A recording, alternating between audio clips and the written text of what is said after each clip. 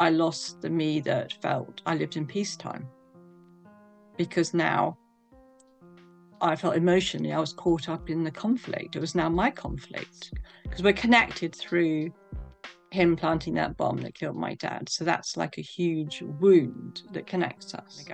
And then that's when he stopped talking and he said to me, "Jo, I don't know who I am anymore. Can I hear your pain and your anger, and what can I do for you?"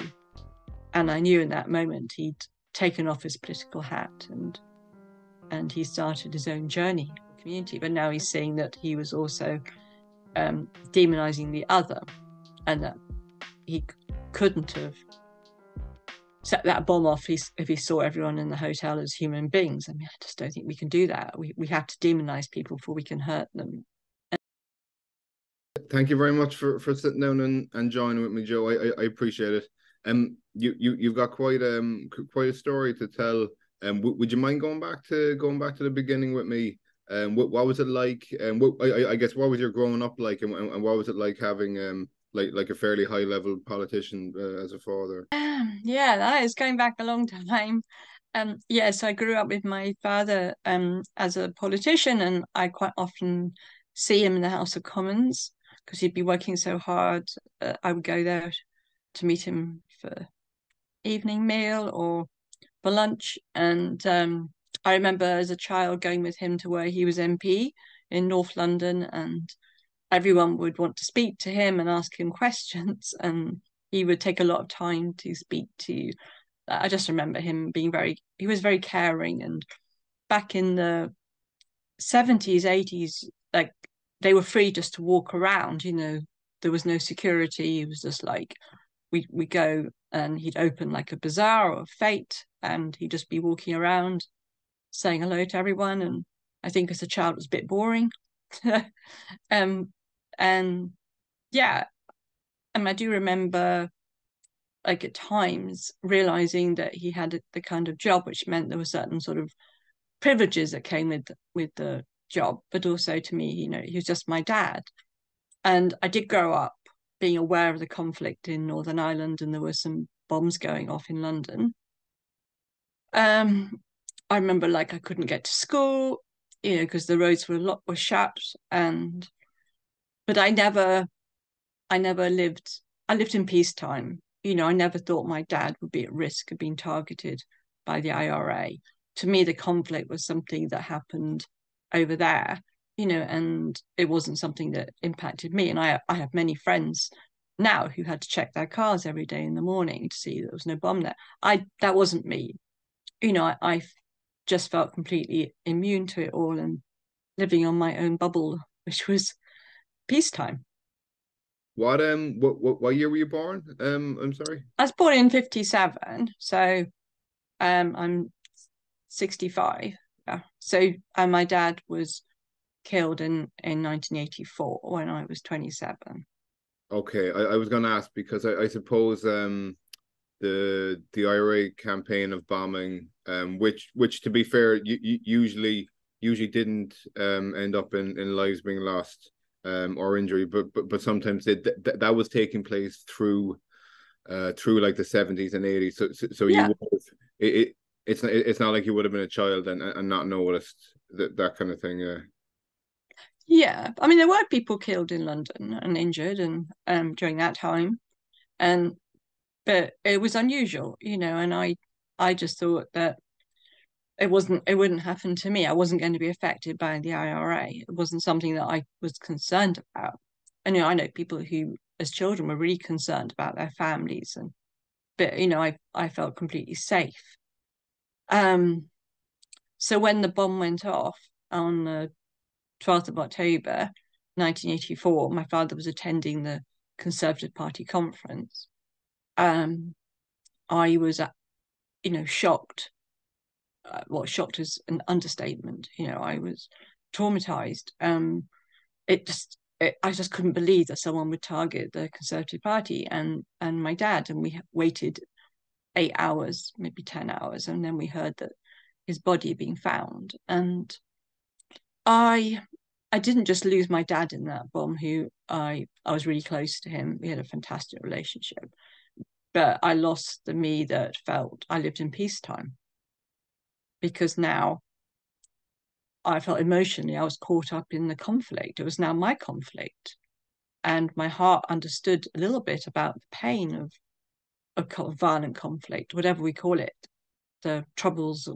It doesn't matter to me. The pain is the pain, and it connected me to the people in Northern Ireland and others who've been through it. And I couldn't go back to the person I was, because now I was understanding what it meant. And it is different to me, the wounds of terrorism, the wounds of war, to losing someone through a car accident, which is still awful, but it's how it happened was really important to me. So 2 days later, I made a decision to understand those who'd killed my dad and bring something positive out of it. I didn't want to have an enemy, but that day I did, and I wanted to find a way to heal that and to bring some meaning. I didn't want to go for revenge. I didn't want to blame anyone, but I wanted to find a way to bring something peaceful out of it. But I did not have the how. I was like, how do I do this? I had no idea how. What were you doing in your life at at the At age that time? at the age of your mid-20s when your father was tragically killed? So I had a ticket, an air ticket, for 2 days later. I was going to go to Kenya, and I was off on an adventure, and I'd done a whole lot of different things, and I didn't feel ready to settle down, so I was off to um, have a different experience of traveling in Africa. That was my dream, was to go there. And I'd said goodbye to my dad. He knew I was going, and said goodbye to him before he went to Brighton. And of course, I never went. I mean, it was like, how can someone just travel and have a life like that when this is the real world? In this world is very different. Did you sorry, at the time, due to the IRA activity and the bombs and so on, was there any kind of mistrust of like Irish people generally? Would you have known? Would you have known many? No, not me. No, no, no. I mean, I was one for we are the human family, and I had a little bit of a hippiness about me. So of the we are one family, and like um peace and love. Like, I was at the tail end of the 60s and was very carried away by the whole thinking at that time and influenced by it. And so I was never one to mistrust people at all. In fact, my whole attitude was just to trust the world. I was sort of in some ways very, very naive. Had your father experienced any kind of bomb scares before? Were there any occasions where, like, if security measures hadn't been taken, then possibly he may have come across with one of the bombs that had been laid I previously? think so. He did lose a friend to the IRA, but um, I think that was the first time that the government were targeted, as far as I know. But yeah. I see. I see. Okay. So can you take me? It must be a sort of tough thing to do, but can you take me back to maybe like the actual moment when you realized the bomb had gone off, and that your father had been potentially in its path? Well, yeah. I mean, I was obviously very shocked and upset, and the nightmare of waiting, which is, I know people have had to wait for news from other terrorist attacks, and it's just the worst thing, because waiting, and kind of the more I was waiting, the less hope there was. My stepmother was with him at the time. She was injured, and my brother found her in hospital. So yeah, it's just like being catapulted into another reality, where it's there's no connection to the me before the bomb, because it's just a world of the worst thing has happened, and just waiting, and like, can't believe it, but it's true. And then when we got the news that he'd been killed, me and my sister had to go and tell my little brother and sister, who were still at school, take them out of school, tell them their dad was dead and their mum was injured. That's because they're from my dad's second marriage, and then take them to their aunts, you know, and to know that I'm going to be talking to these two little people to give them the worst news possible is, you know, horrible. I mean, looking back on it, like, we should have had someone with us, you know, family liaison, but there was nothing. There was nothing there. There was no support. There was no one there to help. We were completely on our own and had to just deal with it all as a family. Did you find out initially on the news? No, phone call from my brother. My brother found out because he was living in Brighton. So he I don't know how we would have found out if it hadn't been for him. He was actually looking for my father and asking people had they seen him. And then he was there when they found a body and he identified. And he you, was only 24. Jesus, okay, yeah, tough. I mean, Yeah. I don't think there's a good age to lose a No. parent, but yeah, in your twenties it'd be tough. Um, okay, so you got the phone call. You then found out hours later that he had passed. Was it some people describe like a kind of a numbness or a shock upon hearing such news? Was that the case with you? Yeah. I described it as the biggest shock possible. So shock, yeah. I mean, it's hard to put words to it, but it was, yeah, complete shock. Okay, so you went and identified the body. You had to tell your younger siblings. What was the next? You did say that within 2 days you would kind of come to the realization that you wanted, you weren't after revenge or anything. Yeah. Um, yeah, can you describe like those 2 days? That's a very quick turnaround. I to be honest, when I was thinking of questions, I was imagining that you would say it took months or years to come to a place where you wanted to reconcile and forgive instead of revenge. I think it came quickly because of the person I already was, you know, and I couldn't go back to that person. For the reasons I've already shared, you know, that now I feel like I'm part of a war. And so it was who am I now? Do I give up on the world that I believe in? Or do I find a way to integrate this in a new way? Do I find a way to transform it? And that was the decision. But as I said, I didn't have the how.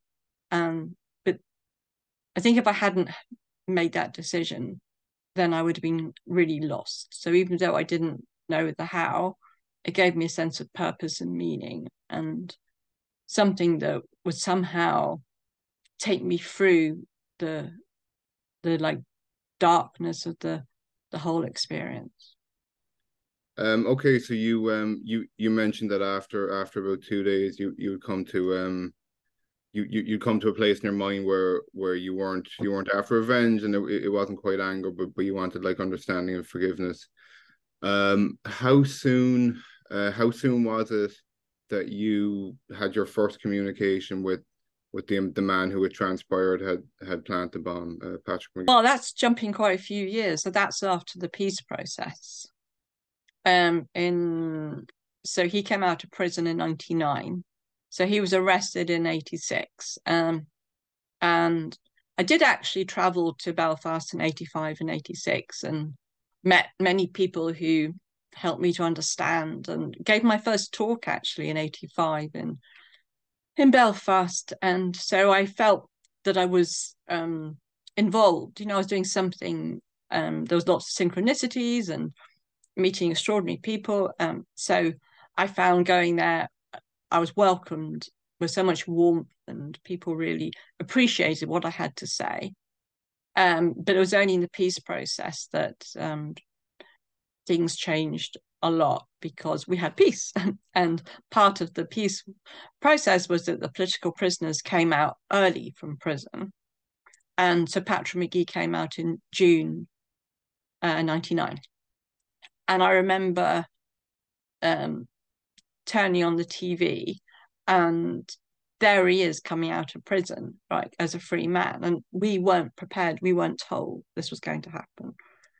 So it was a shock. It was a shock because I didn't know. And my first thought was, this isn't okay.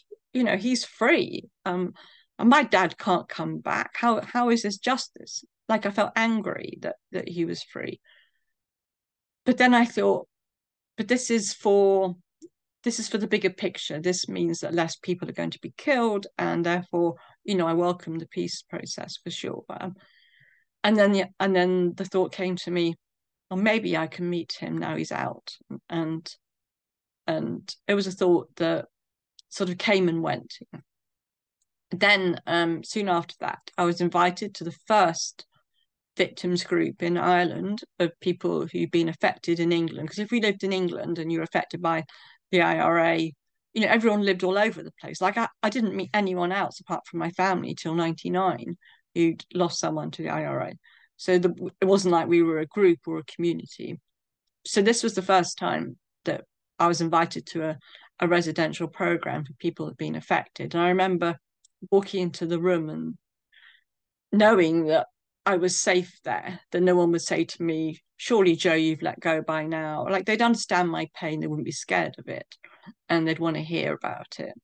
And it was a very transformational time meeting other people. And later that year, this is year 2000, I met some people who'd been in the IRA. It was at a weekend, and they I asked them lots of questions, and they were very open to listening to me and giving me answers. And I said to one of them, because they all knew Pat McGee, I said, do you think you could arrange for me to meet him? And they were like, yeah, no, for sure. And during that year, I met other people as well. And I kept on saying, if you want to, could you introduce me to him? I want to meet him. And I kept on getting messages back of people saying, oh, so sorry, but doesn't want to meet you, Joe. And what I haven't talked about is the whole journey's been about trusting, trusting that I'll meet the right people, the right things will happen, that I don't need to force it. And so I was thinking to myself, well, maybe it's not going to happen. Maybe this, because I had the idea of building a bridge with him. Maybe this building a bridge with him is too difficult. And so I let it go. And actually, there were other bridges to build. I mean, I was meeting other people who were involved and getting close to some families from Bloody Sunday, other atrocities that had happened. So I was immersing myself in the kind of post-peace process time, which was actually quite an exciting time. A lot of people were coming together, and there was a lot of hope, and I was part of that. So I kind of thought, well, it's not going to happen. And then a fourth person said, I'd written a poem for Pat called Bridges Can Be Built. And I shared this poem at a peace conference in Dunleary. And someone there said, I can introduce you to Pat. And as always, I said, please do. And this time it worked. He actually did organize it. And I remember it was in November 2000. I got a message from a friend of mine in Dublin to say that she'd met with Pat the night before, and he could come to her house at 7 o'clock that night if I could come. And I was on my way to Glencree Reconciliation Centre in the Wicklow Mountains anyway, so I was going to be in Dublin. But my first thought was, oh, not today, please, I can't do this. I'm not feeling courageous enough. I'm not, I'm just thinking about my daughters I'm leaving behind, and I can't do it. And then I thought, how would it feel to be meeting the man who's killed my father? Like, that's such a huge thing. And, so I might as well say yes. So I said yes. And, I now do facilitate restorative processes and justice. And like, this broke all the rules. I was there on my own, traveling, like no preparation, no one there to facilitate, just left with my own thoughts of what's it going to be like. I knew that I was meeting him in order to hear his story and see him as a human being. I wasn't expecting him to say sorry, or I'd learned a lot from meeting other people in the IRA, and I knew that he was going to come with a sense of political righteousness, and that was fine. I knew I was safe. I knew that he was committed to the peace process, because not everyone was, but I knew that he was, I wasn't physically going to be hurt. So that was sort of my preparation. But I was absolutely terrified, you know. And yeah, happy to share what happened if you'd like. Of course. Yeah, I mean that initial, geez, do you remember what it was like? Just that initial moment where you both looked into each other's eyes and said hello Yeah. first time. God, what was that like? You know, I had some silly thoughts looking back. I was like, oh, you don't look like my idea of a terrorist, which it's like, what is our idea of a terrorist? You know? But yeah, and then I'd have a thought of what am I doing here? We were sitting on a sofa in a room at the back of the house, just him and I was like, what am I doing here? Sitting with a man who's killed my father. I should go now. You know, go, I should go. This is betraying my father. Um, and then like, yeah, not quite believing it. But then more of me, and this is why I stayed, was really curious, you know, like I'm here. I'm building a bridge with him. Like, and what's going on beneath the surface. So he started off by giving me the political reasons why he joined the IRA. And it was all very removed and detached. And he used the word we a lot. It wasn't like I, it was we, it was, you know, he was speaking for his community. But I do remember at one point looking into his eyes and saying that he was really motivated by caring for his community. Because he shared, and I did know some of this before, you know, he shared the suffering he'd seen happen to his people and how he thought long and hard about what to do to support his people. And then he decided to join the IRA. It wasn't a quick decision for him. It was something he thought about. But when he was talking about some of the suffering he'd seen and that people were under siege, I saw that caring in his eyes, you know, and he was at that time the most demonized ex-terrorist we had. You know, things have changed since then. But at that time in 2000, well, we were about to have 9/11, but we hadn't had 9/11. Yeah, so he was just the way the Daily Mail spoke about him, you know, was just using dreadful, dreadful demonization words, you know, which I never wanted to believe, and because I don't believe anyone is evil, you know, we've all got our stories. So I remember looking into his eyes and seeing that caring, and then at that moment, you know, he is a real human being, but he was justifying killing my father, and for him it was a, you know, my dad was a legitimate target. It was a means to an end, and for him it was successful. Well, I mean, the bomb was not successful for me. You know, I was still healing as I am now. I mean, I don't think we ever get over something like that. It changes, but you know, the wound is always there in some form. So I thought, well, I'm going to end this now because, you know, I've got what I want. He's no longer an enemy, a demonized enemy. He's now a real human being. So I'm going to go. And then that's when he stopped talking and he said to me, Joe, I don't know who I am anymore. Can I hear your pain and your anger? And what can I do for you? And I knew in that moment he'd taken off his political hat and he started his own journey. And so I stayed because I knew it was going to be a very different kind of conversation. So it was also actually really scary. It was like, oh my goodness, this is more than I bargained for. I was about to go, and now I'm going to stay. And so after that, he stopped using the word we. It was more like I. And he asked lots of questions about my dad, and he talked about the impact on me. He wanted to know how I've been impacted, and you know, and gradually he moved from seeing my dad just as a name, you know, a label, a cipher, to now seeing my dad as a human being with a soul. And for him to make that change, it meant he had to change. Now, I didn't meet him to change him. I met him to heal something deep inside myself. But now he's changing because he's choosing to change. And he's saying that he's guilty of something that he would accuse the others of, which is like that he was demonized. And yeah, it's true. He was demonized. His whole group was demonized, but now he's his whole community. But now he's saying that he was also demonizing the other, and that he couldn't have set that bomb off if he saw everyone in the hotel as human beings. I mean, I just don't think we can do that. We have to demonize people before we can hurt them. And so, but now he's rehumanizing my dad and seeing him as a real human being. And so that was very powerful, very, very powerful conversation. In that first meeting, did he open with an apology? I think a lot of people would really. And I didn't want it because it wouldn't have been real. But he ended after 3 hours. I couldn't listen anymore, and this is about the listening podcast, good listeners. For me, listening is a big part of it. I listened to him, but I'd run out of being able to listen to him.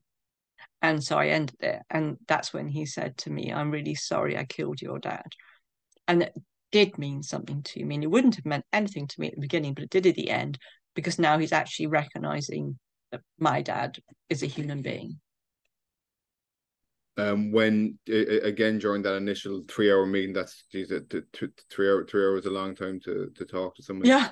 Did you get the sense initially or during the conversation that he was like nervous about meeting you or feeling guilty? Did he feel comfortable meeting you?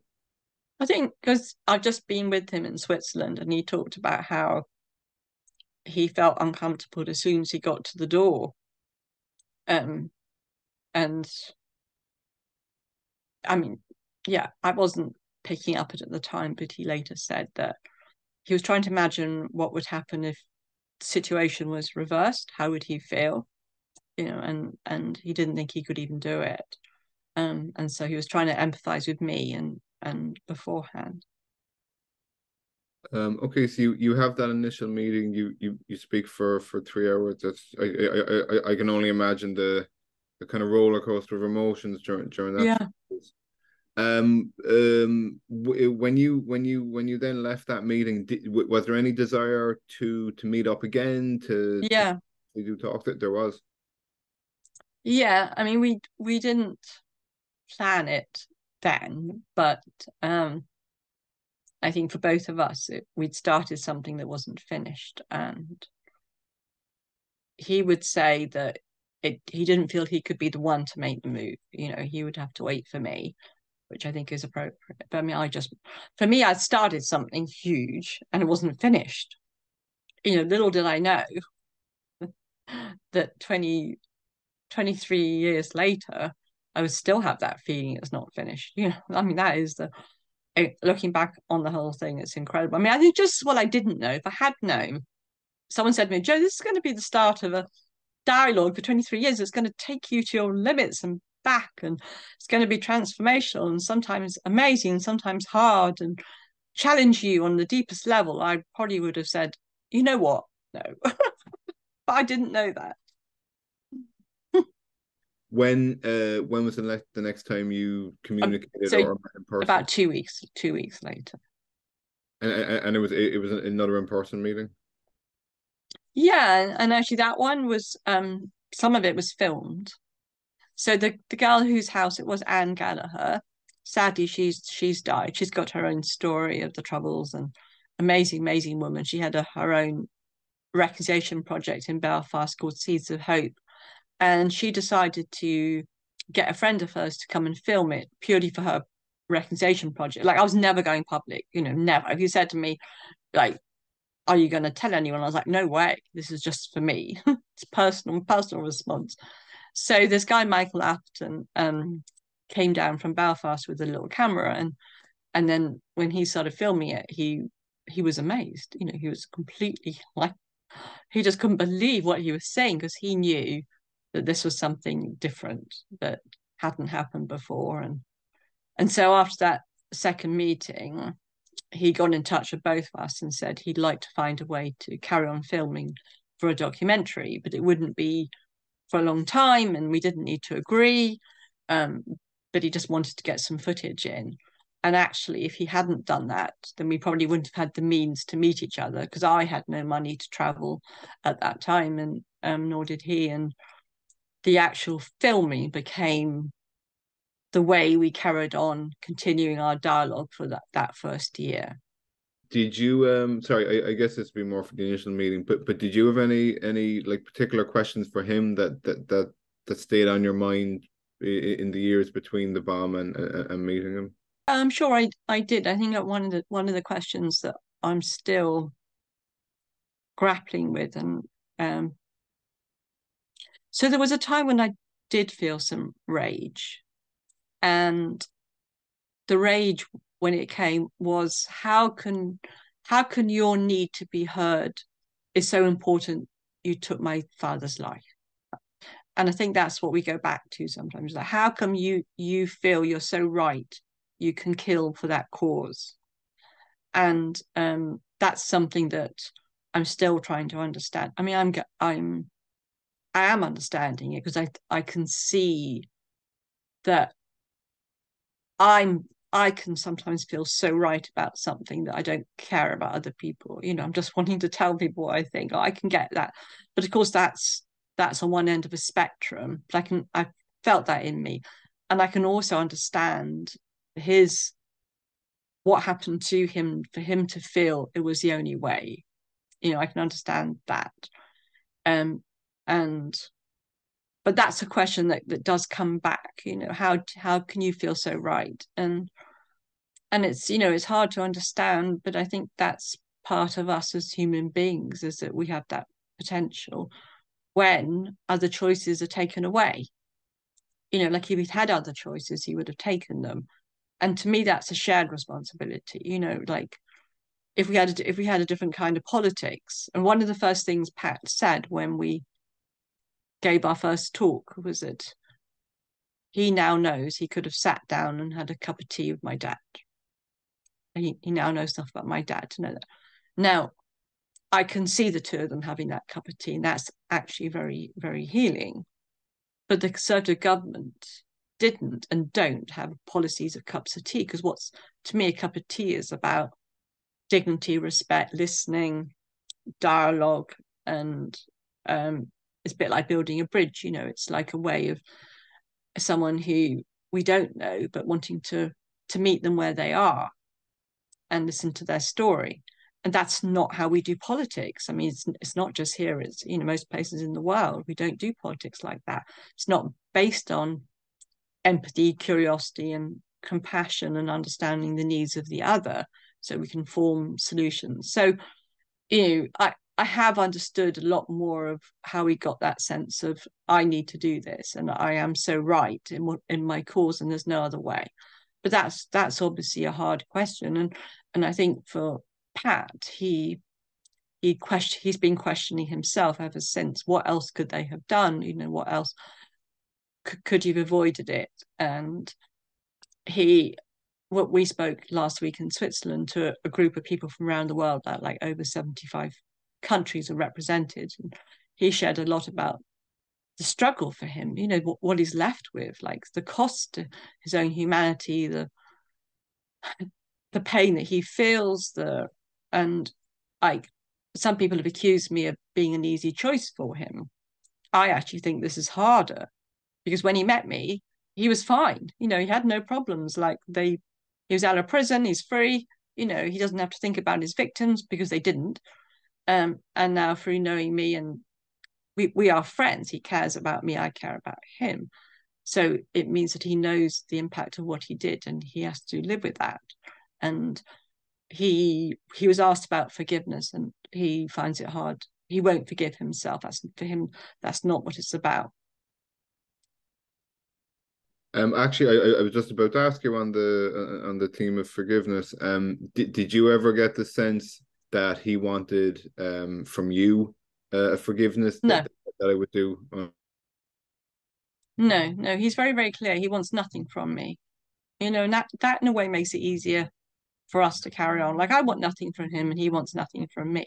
It's actually a very healthy kind of dialogue that and we both got choice all the time about whether to meet or speak. And I've taken breaks sometimes, and he's always very relieved when I get back in touch and say, okay, shall we do something here? Or and he's taken, especially when he's writing his book, he saw me a lot less. And but now we're actually planning to go to Kosovo together to speak, and he's agreed to do that. And when we were in Switzerland, there was a group from Lebanon.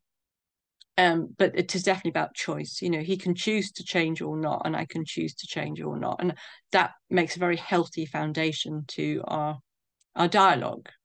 And I actually don't really like to talk about forgiveness. You know, I find it a difficult word, and one that I don't feel is relevant, because to me, this is about understanding, and it's about empathy. It's about having empathy with someone who was an enemy, and now I understand his story. And I've had the same experience with someone from the lawless community who was a combatant, the same with an ex-British soldier. I've empathized with all of them and thinking, you know, I could have, if I'd lived your life, would I have made the same choices?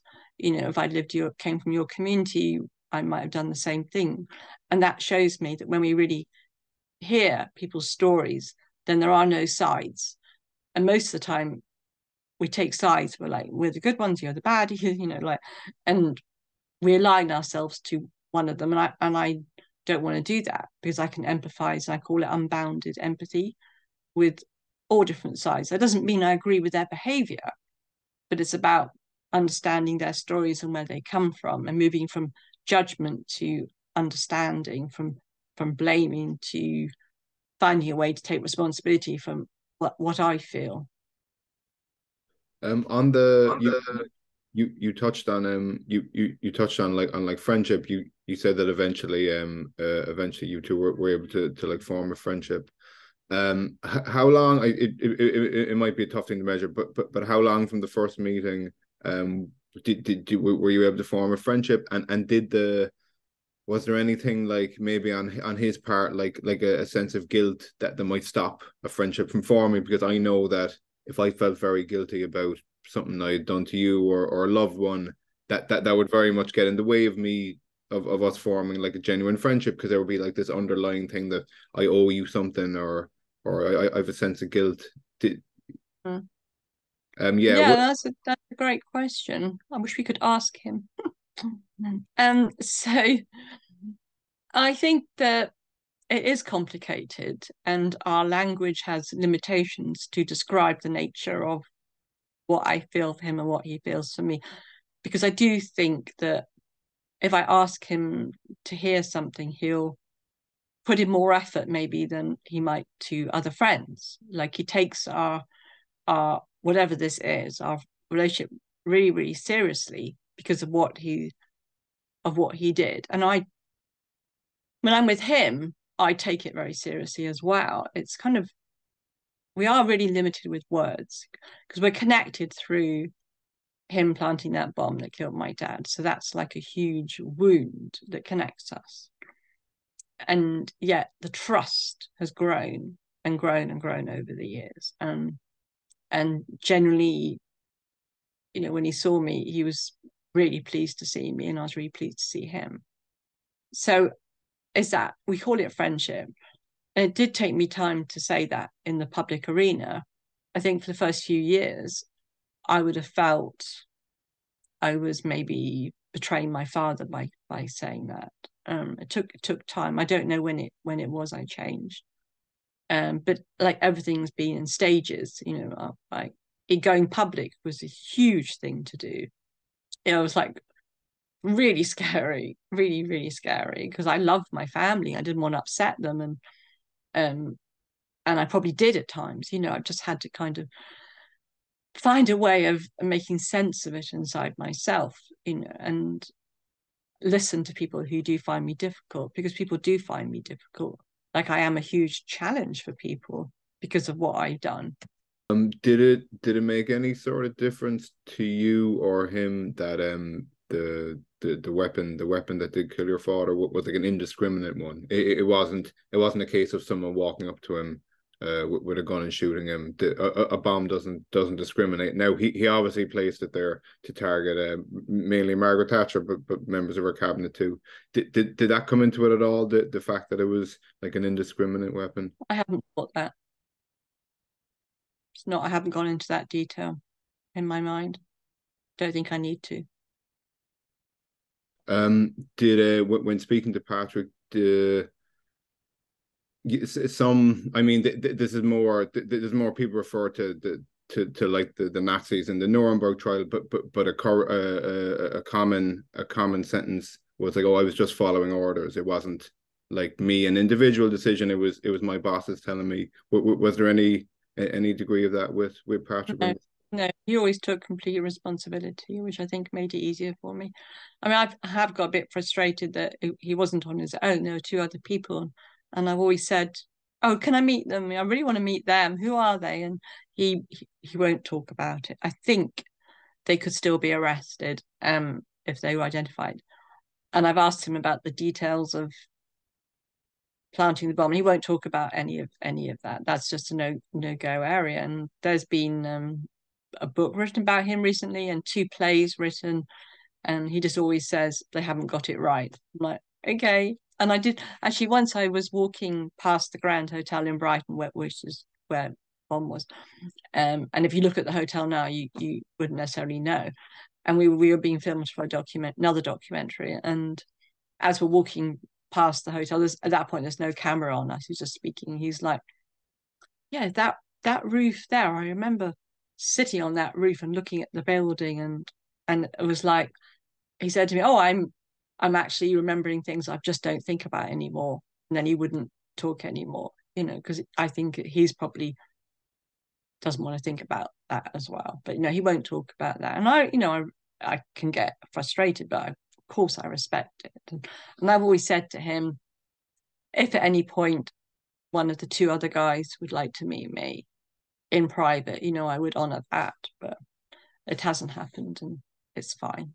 So I see. Okay, so the way I discovered the way I discovered about you and Patrick was I yes, saw how? yeah, it was like, okay, so I interviewed a gentleman who wrote a book quite recently about that bomb. It was called Killing Thatcher. So I initially found out, but and at the end they mentioned that and it blew me away when I heard it, but I heard that that the daughter of one of the people killed now has a friendship with the bomber, and they go around doing speeches.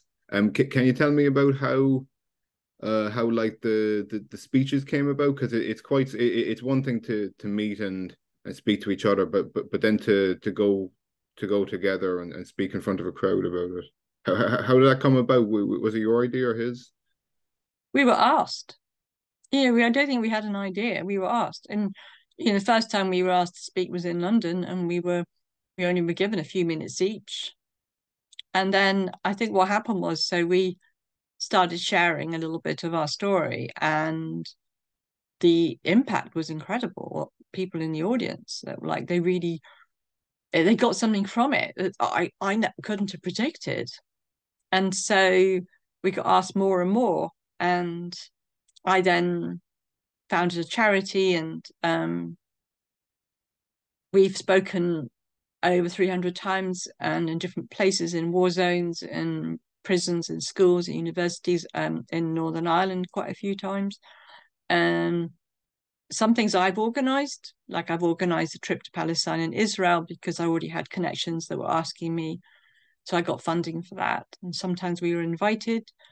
And I do a lot more than him and me, and I think that's really important. I'm now a professional speaker, and I'm also a facilitator, and I do a lot of creating safe spaces for people to share, and I also teach skills about listening and conflict transformation. And I'm aligned with many different projects around the world, and this is my life. And I found a way.